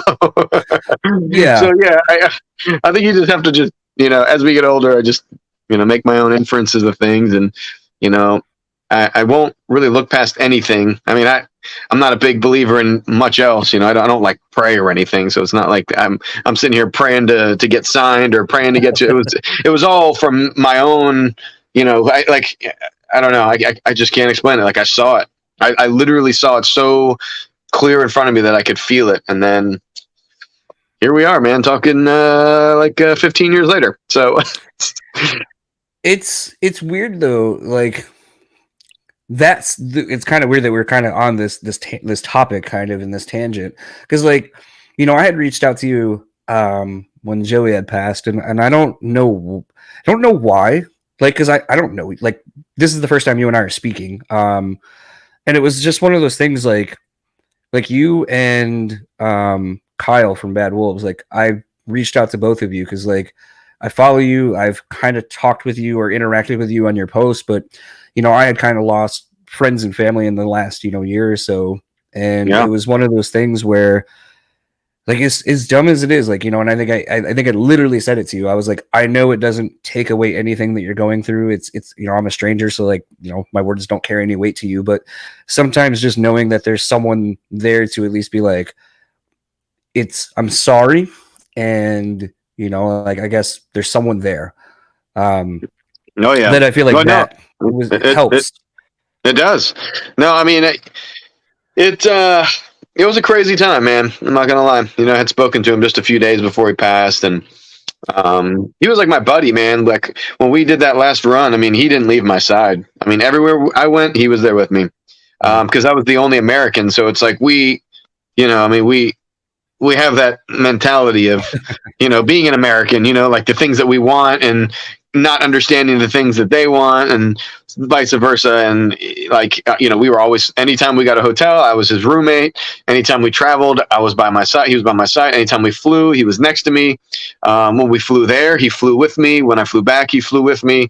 So, I mean, we had become like this. And, I don't know, man, it was just sad to kind of see him go down the road he did. And, you know, when the news came, obviously I cried. I mean, I was like, no fucking way. It was literally like 7 days or whatever it was ago that I had spoken to him. I think I'd spoken to him on the 20th or the 21st, and he had died the 27th. You know, I think he had actually been dead about a week, is what they said. So that's why he wasn't responding to my texts. But I was actually trying to get his opinion on Vented, and I was actually trying to get him to do drums. He helped a lot with the logo. He helped with the name. He helped with the artwork. You know, we were just going back and forth. Like, what do you think? What's your opinion? Oh, raise the V up a little bit, or, you know, put the T down here. And he loved the logo. And I was really just trying to get an engineer to him to record him doing drums. And then, you know, we had just talked about the Sinsaenum stuff. I think it was the 15th. I had messaged him a bunch of stuff from Fred saying, hey, man, you know, we got these drums we need, you know, and we're already working on a new album. He's like, email it to me. You know, he seems so stoked. So it was definitely very sudden. And that I was very close with that dude in a weird way. Like, we would just text each other stupid shit. But, you know, it was kind of surreal to get to know him the way that I did. And, you know, his praise of me gave me a whole new confidence, you know, like the positive things he would say about me on stage, or he'd like compare me to Corey Taylor and things, and I would just be floored. So, you know, I like, how did I get there? Right. No, how did I get here? You know, I think the thing that, like, really made me kind of gravitate toward messaging you was kind of this, unbeknownst to you, like, this kind of shared trauma in that someone passing so unexpectedly. Like, you know, we were talking about the NFL and being, you know, fans of football. It's hard. It's not hard. I laugh about it now, but I remember Adrian Peterson missed breaking the single season rushing record by like 16 yards or something, like 10 years ago. Yeah. And my friend, who used to live, actually was, his room was the room I'm in right now. He texted me. He goes, "Did you see Adrian Peterson's face when when Pam Oliver, who is the Cheryl Miller of Cheryl Miller?" Yeah, I know. But his text was like, when Pam Oliver, who is I think is the Cheryl Miller of the NFL, asked him that stupid question, and I was like, the fact that you called Pam Oliver the Cheryl Miller of the NFL just like kills me. And then, like, that was essentially the last text I got, and I felt bad because, like, literally, like, 2 days later, like, you know, news started going that he had passed away, and I was like, man, like, I talked about dumb shit with him, like, but I, like, years later now, I have the ability to understand, like, that's what we talked about, though. We would joke about dumb little things. That was our relationship, and more recently having lost a really close friend who was on a business trip, but same thing. Like we were just texting a couple of days before, and I was like, oh, I fucking hate the algorithms on Facebook and Instagram and shit. Cause if I don't interact with you, you essentially get taken out of my feed. And I was like, I thought maybe you had deleted me or something or unfriended me because I stopped seeing your posts. And it wasn't until I actively looked you back up and saw like, no, we're still friends. And then I was like, that's fucking stupid. Like, why am I waiting for social media to put you in contact with me? Like, I can fucking text you. And then I did, and we were talking about how we need to be more in line with, actually keeping the relationship up. And when quarantines and shit started happening, we did a FaceTime happy hour or whatever. And then, about a week later, like they found her on a business trip, like in her hotel room. And so like those two instances, I think that you had said, like, I was just texting them and, that they were not responding to my texts and stuff like that. Like I identified with two people that I had lost. And I was like, man, I fucking know how that feels. And like how you get in your own head about, I wish the last thing I said was something more important than this, or I wish I would have been able to tell them, like, you mean this to me, even though they know. And that's the thing. I had to, to go through therapy and have them tell me and shit like that. But it was just one of those, like, that was kind of, to me, one of the first times I felt like I kind of was starting to form like a little bit of an actual rapport with you. Is like, man, I went through some shit too. And I felt like no one understood what I went through. And like, so I was like, maybe I can be that for you. Like that piece that I didn't have. That's crazy, man. I'm currently going through some shit with my brother at the moment, and it's very interesting to hear your perspective on a lot of that, because it has been a long journey. So I don't know what's in his cards, but he's kind of done with life, and I it's like no matter what I say to him, it's like he doesn't want to hear it. It's like he's just like, I'm tired, I'm done, and I don't really know what to do. And in the end, like he said today, he's like, it's my choice. And I said, I understand that. And he tried to say that we're selfish that we want him here, but I'm like, I think it's more selfish that you want to go, because no one has to deal with the shit once you go, other than all of us. Yeah, exactly. And I'm literally going through that like today. Like, a second ago, he just tried to call me, and I don't know, man. I spoke to him for a long time today. It was a really rough day. I'm not gonna lie. The family has been kind of in disarray. My mom even flew down there, and it's like I really don't have an answer other than I feel like I'm kind of lost. I feel like, because he's my brother. I have two brothers and two sisters, but he was like my closest, and I feel like there's nothing I can say or do that will keep him here.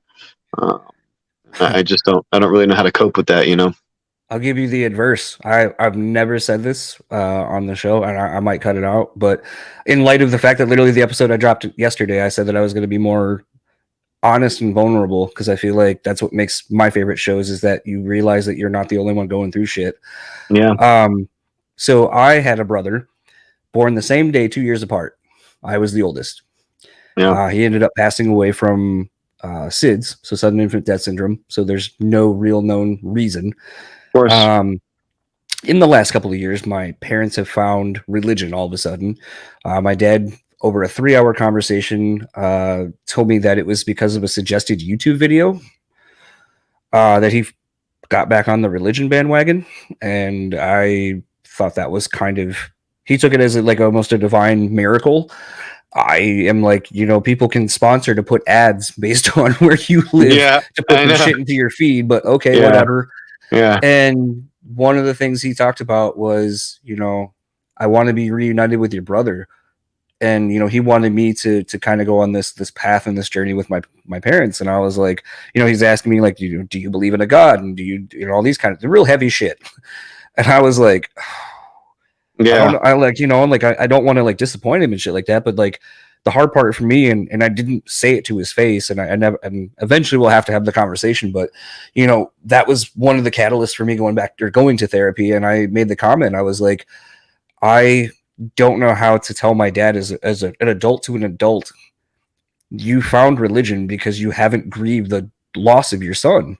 It's been 34 years or 35 years now, but it's like, you haven't grieved.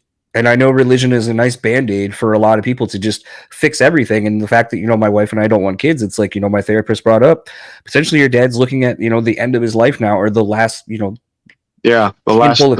Yeah. And that basically he has no legacy. Like, you're not leaving a child behind. His, when you go, that's it for him. So religion potentially gives him that resolution of like, I get to be reunited with my kids and all these things. And it kind of is the catch-all for everything. And it's weird because that was one of the other examples where I kind of learned that I have learned to view my parents as people.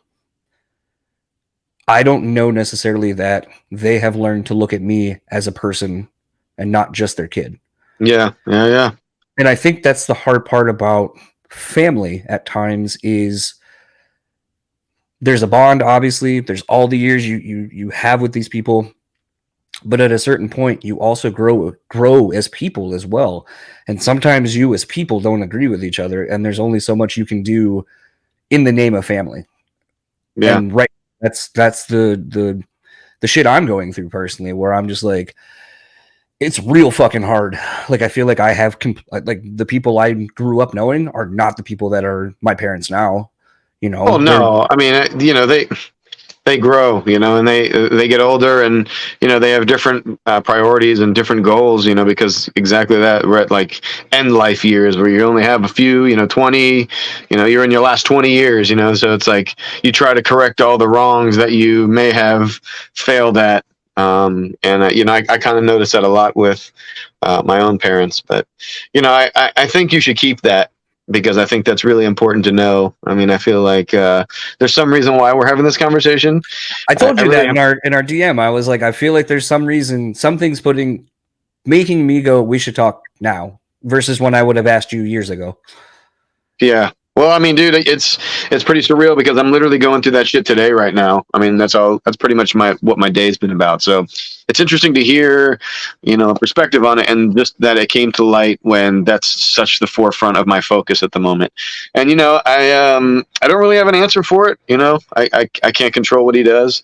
I've sent him many messages just to kind of, let him know that he's loved, and, there is a light at the end of the tunnel, and, everybody wants you here, but it's one of those, it's like, well, I'm tired, like, well, what do you say to that? I mean, what do you say to somebody who doesn't see the value of life, someone who just is kind of tired of where they're at, and I don't really know how to express that to them other than it's not like I'm like, I know what you mean, man. I mean, I've definitely been low myself, but I don't think I've ever been, that low. I always felt like there was a way out somehow, without pills. But I don't know, man. It's very deep and very, very emotional. I'm not gonna lie. I think it's cool to talk about it. The antithesis that you always hear of, treat everyone with respect and kindness, because you don't know what inner problems or bullshit they're dealing with on a day-to-day basis. Yeah. And the more I think about that, it's so crazy to go through that. I mean, just last night, in the last week or so, because like I said, to start everything off, we're going to Buffalo on Wednesday morning or Wednesday afternoon, and my wife's like grandmother was like not doing well, like fell and broke her hip about a month ago, and I was like, your great grandmother fell and basically had the same thing happen, broke her hip, and then didn't survive, and that was like 2 or 3 years ago. And I was like, so it's weird that here we are again. And all this kind of stuff, and I was like, it almost seems like it wouldn't be a trip if something didn't happen before. And then, I mean, why is that? Well, why does that happen? I don't know. And then, why did I have the same shit? It's like I'm going on a trip, and it's like the same. Here we go. I'm like, of course I'm going on vacation. Something's got to be fucking up. And that always made the comment Saturday, or what is today? Today's Tuesday. No, today's Monday. So on Saturday night, Sunday morning, technically, after a night at the bar, we were talking. I was like, look, if I had to guess, I don't think she's gonna make it. And I was like, I hope it's before we go, because I don't really, that's gonna suck being even further away from your family and all that kind of stuff. And I was like, so selfishly, I hope something, good news, bad news, whatever happens in the next couple of days before we go. And then we were out grocery shopping last night because just both felt like slugs sitting at home and got a bunch of junk food. I was like, oh, people would probably think we're just high as fuck right now. Order just all we got for our groceries is like pizza rolls, pizza, crackers, and a bunch of other dumb shit. And I was like, but we're only home for 2 days, so whatever, eat like shit. And then she got the phone call like as we were checking out, and I was like, she passed away, didn't she? And she was like, yep. I was like, that sucks. So yeah. But I was like, streak continues. So, but it's something had to happen. Yeah, right. But it's one of those where I for me, like that's the thing is like this time of year, like my brother passed away on Black Friday, when he'd passed away. So it's like this time of year has always just kind of been a shit area of time, and it's like, I hate to be like the person's like or what the fuck is that stupid character with the pig pen with the fucking cloud over him at all times? Whatever. Linus? Yeah, sure, him too. Yeah. But like either way, where it's just like, I guess Eeyore would be the better metaphor, but it's like, oh, there you go. Yeah, Eeyore. Yeah. And it's like you don't want to dwell on shit like that, but it's just like sometimes it's like, that was the biggest takeaway for me too, that shouldn't have been as profound as it was, but going through therapy, and my like therapist is like, well, what happened with that relationship? And I'm like, oh, that person's dead. And they're like, what about this one? And I'm like, oh, that person's dead. And they're like, oh, you've dealt with death for a very long time, so you're very aware that like it's like this life is not going to be forever. And I was like, yeah, sure. Yeah. But it's so weird when you have someone just tell you so matter of factly, like, oh, you understand that life is finite. And it's like, well, yeah, doesn't everybody? No, they don't. No. And that's the hard part, is kind of figuring that out. I was just actually texting with someone last night, and I was like, I don't remember what the thing. My friend Frank Finelli posted a thing where it's like, oh, you graduate high school, and then they give you like this spirit thing, gives you a bike, and he's like, here's your bike for life. He's like, oh, cool. He's like, and that's the hill you got to start fucking going up now for like the rest of your life. Yeah. And he goes, what happens when you get to the top? And he goes, death. And then I was like, oh. And his thing was like, oh, I never went to high school. And I was like, so does that mean you didn't get the bike? And he goes, yeah. And we laughed about it. And I was like, and he goes, yeah, and I'm going to die anyway when I get up there. I was like, hey, Midsommar. And he goes, he's been walking it the whole time. Yeah. And then, so I was like, Midsommar. And he was like, oh, man, that movie's so fucked up. And I go, yeah. The weird thing is I watched that opening, spoilers. I watched that opening sequence, and I was like, maybe that's not such a bad way to live. Like, know when you're at the top of your game, your faculties and so forth, know when it's going to end. And everyone celebrates you, a celebration of life, basically, and the legacy you leave behind, and then just be done. That's it. I mean, I think that's the end goal, man, is just to leave a legacy behind. I feel like I've at least done somewhat of that. I don't feel like my job is done. There's so much more work to do, but I do firmly believe that. Just at least leave something behind. I mean, my voice is on so much shit now. Maybe one day someone will give a fuck about it. I think a lot of people do. I feel like there should be something a little bit more happier way to kind of wrap this up. Oh yeah, I mean, shit, we can go wherever you want, man. Like, I've been working on all kinds of crazy shit, especially metal wise, man. Just some of the most obscure music. I get hit up all the time, like, hey man, will you lay some vocals on it? And I'm just like, fuck it. I mean, dude, whatever.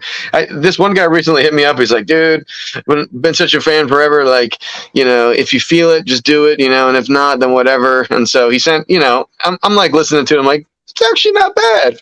So I immediately fucking spit on it and threw it back to him, and he's just, his jaw drops, and he's like, how much should I pay you? I'm like, bro, it's whatever, man. I mean, I do some stuff. I do charge for vocals, but that's if you want like the real deal, What I did for him was more just, freestyle, and I made it sound good, and we call it a day.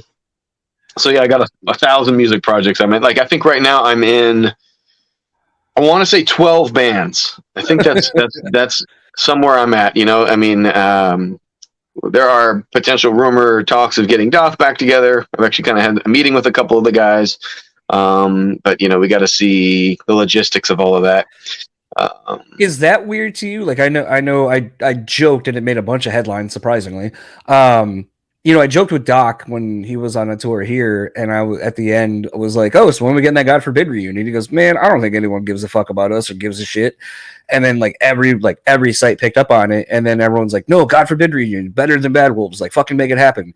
Yeah. And now it's to the point where I think through him doing his own due diligence on his podcast of kind of hashing shit out with everybody, that they're at a place where it's like, maybe we do something. I don't know what it looks like, but is it weird that you are a part of a band that, I hate, it sounds so shitty to say it like this, but it's like, got as far as DAATH did, and then now maybe there would be potential where people are like, more, like it would be as big as it ever was because people want it now versus it just kind of, I don't know, oversaturating or fizzling out or whatever. But is it weird to be part of that nostalgia that people want so bad now?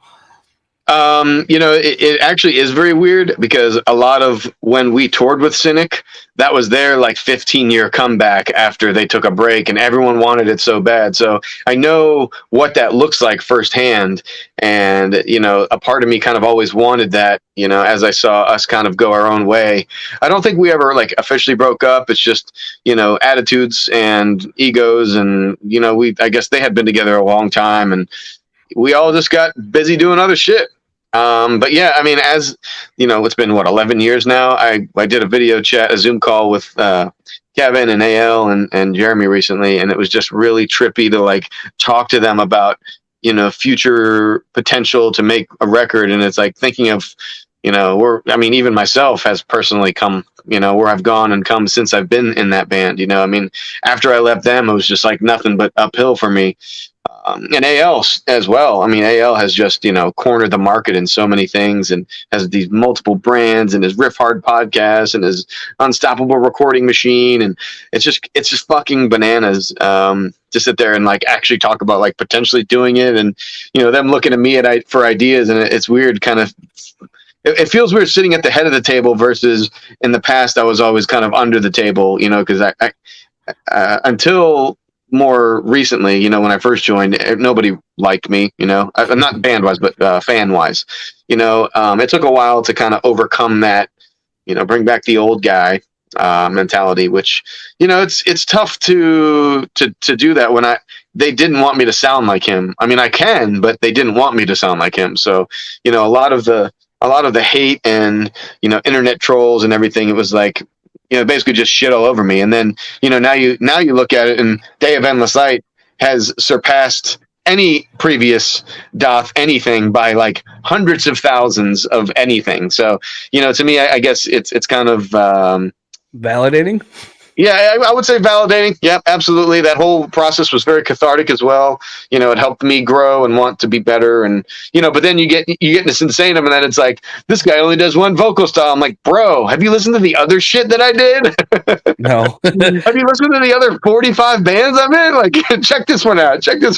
I don't say anything, but, it's always my thought, But it does feel weird being in something where people are just like, bring them back. That's all we hear. That's all we hear. I feel like that's something I've talked a lot about or asked a lot about on the show is just, how weird it must be to always be so far ahead of what everyone literally is getting to listen to. So like, obviously for the most part, by the time a record comes to us, the fans, and we get it, you probably have had most of those in some capacity probably 2 years beforehand. Writing them on the road, all that stuff, and then the however long you had for pre-pro, and then recording, and then once it gets to a label or whatever, it's like, okay, well, we want to put this out in quarter 4 or quarter 3, where we think you're going to do really good numbers. We'll get you on these tours, like, everything's so planned out so far ahead because it's a business that it just turns into this thing where it's like, it must be so weird to, as a creative, be excited about the thing you're making currently, but as a professional, you're constantly living in the past. Like you're never really current with anything, and that's got to be never. Yeah, I mean, dude, the Concealers, when we recorded it, we finished recording it in like the early parts of 2008, and it didn't even come out until April of 2009. So I mean, there was just a lot of logistics with the label and like, me and, they wanted to like pretend that they were actually auditioning people, but it's like, bro, I'm already here recording the album. I don't know what I mean, we're already almost done, what the fuck. But yeah, it's surreal because you sit on it for so long and you release it and you're already ready to write the next thing, but you gotta, basically play for however long the album cycle is. Yeah. Did something happen with your? Hang on one second. My phone is actually ringing at the moment. Okay. I do need to take this call here in a second. Should probably wrap this. Actually, I do need to take this call. Yeah. Well, where can everyone find you, or whatever you would like to plug online? I mean, obviously, all of my social media, Sean Z Screams is just about everywhere. I do have that Velociter shit. We just released an EP, which I absolutely love. It's totally 90s and completely left field. And then obviously Vented is coming out soon. There's a once we hang up, I'll send you some tracks so you can kind of hear them. But we're getting drums done. I believe next week or the week after, and Austin is actually going to do the drums. So, okay. It's fucking remarkable, and the samples. I mean, the project is just unbelievable.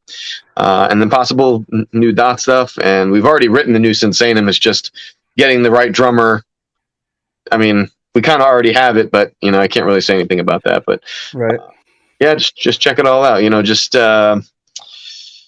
Give it all a listen, one of these days, maybe one of those fucking things I do will take off. Well, thank you very much for taking the time, and more beyond that, just the openness and willingness to kind of go where we went during this chat. Like I said to you, prefacing, I don't write anything down. This is all just kind of stream of conscious conversation, but definitely got really real and raw and serious, and I always appreciate when someone goes that route with me, and is one of my favorite fellow podcasters talks about, we talk about this in relationships and in life, but really for this medium to be any worth a shit, there has to be a give and take. And before I would take, and now I realize if I give some more of myself, it kind of gives you permission to kind of do the same. Yeah, exactly. I mean, you immediately started talking and hit the nail on the head, and just I opened up. So, I appreciate you just kind of talking through that. It was really, really good, really helpful, and it was very insightful to just kind of hear what you had to say about it all and how you have previous experience kind of similar things. So if anything, it was great therapy for me. So I appreciate that. Thank you as well. And next time I'm in Atlanta, we'll have to definitely try to hook up and yeah, of course, man. Yeah, absolutely, dude. Anytime you want to do another one of these, you let me know, buddy. I'll be there. For sure. Enjoy the rest of your night, and hopefully things go better from here for you. Yes, I appreciate it. Yeah, thanks, John. Have a good one. See you, bud. So that was my conversation with Sean Z. Again, just really want to take the time to thank him, for literally the time he took with me to talk with me, and B, more importantly, to just open up like that toward the end. It was something where sometimes when I have, and a lot of times it happens now, when I have conversations with the people that I have on the show, I just really walk away feeling very energized and kind of motivated. This almost has kind of become this weird sort of space to just kind of get some shit off your chest and kind of talk about things maybe that you're a little bit hesitant to. And I love it. I love the fact that this is kind of becoming that. It's kind of what I always wanted it to be. But it just took 5 years to get here, and it took a lot of personal growth, I guess, and just kind of knowing who I am and being more understanding that it's okay to kind of talk about some of these things and to have it be something more than just surface level things. But yeah, I definitely when like I said in the intro when we were done. Sean and I just kind of talked for a couple more minutes afterward, and then, like I said, I sent him a message, and it's just been like, man, like that was real. We tapped into some real shit, and that's kind of a thing, like where it's crazy that two essential strangers can kind of do that. He kind of made the comment when I was like, hey man, if you want, I can cut any of that out if you would like, and he was like, no, like. It is what it is. I guess I needed to talk about it, and I needed to talk to someone about it. And, thank you for doing that. And, I kind of said the same thing. I was like, vice versa. I didn't know I was going to tell you the shit I've been going through, but I feel like if you're opening up to me, then, you know, I feel like it kind of creates this space to where we can just do that and be that for each other. This kind of safe space to kind of talk about life shit that we're all experiencing. And I think that's the hard thing. You know, like I'm literally recording this on New Year's Eve, technically, I guess. New Year's Eve. And it's weird because you're not going to hear this until the new year has started. So there's all this optimism around this time of year of bad things, you know, it's coming to an end and a fresh start and all these kind of things. And like I said, you know, the death of a friend is so weird, especially, I mean, it's never not weird. It's never a good time to have someone pass, but it's always even more so when it's either the beginning or the end of a year, because there just kind of seems to be a little bit more reflection where you're like, oh man, like it's the end of this year and, you know, you're going into a new year and you I don't know. It's almost like this weird space, you know, the end of the year and the new year where you're like, oh, this year, like you look back and you're like, well, this year was fucking garbage because of X, Y, or Z, or actually this year was pretty good because these things happened, and you're doing a lot of reflection and you're looking forward to the new year and the clean slate of the magnitude of what if, what is possible, because you have a whole year ahead of you, and for the most part, no one really knows what's going to happen. And I think for me, it's just one of those things where the passing of my friend kind of brings a weird reflection and looking forward, but not in such necessarily an optimistic view. I think the thing like now I'm thinking of is, you know, the children he leaves behind. One of the first kid of his mother had passed away many years ago.